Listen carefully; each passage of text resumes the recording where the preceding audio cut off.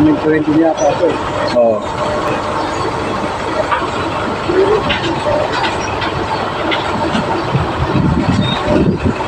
Ito yung hinihingan nila ng pathway, oh. Itong lugar na to. Ang project na ito, project na gobyerno ng Lambaque ng Marilao. Gandun. So, hinihingan ng homeowners daw. Nagtataka ako, may subdivision pala rito. Subdivision na pala to.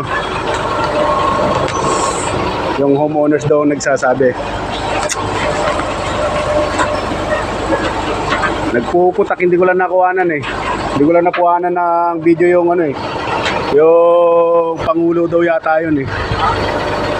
Nabayaran 200 dyan sa ng Lambakin. Sa may Marmolan. Pinagtataka ko lang kung bakit.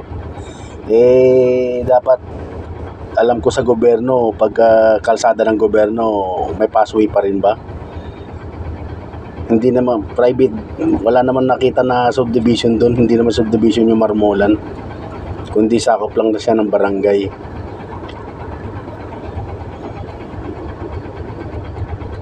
Saka yung ginagawa, mismo daanan mismo ng ng pinapagawa ng proyekto ng ng municipality at saka barangay. Proyekto ng barangay at ng municipal ang na kalsada. Paano nagkakaroon ng, pinagtataka ko lang bakit may pathway. Yung mismong hinaharangan nila yung daan na yun. Meron din ikutan doon sa kabila. Ayaw nila paikutin dahil lang daw. Ewan ko kung ba tayo nilang magpaikot.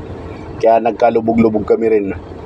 Nabalaho kami. 2 beses kami nabalaho sa kagagawan nila eh.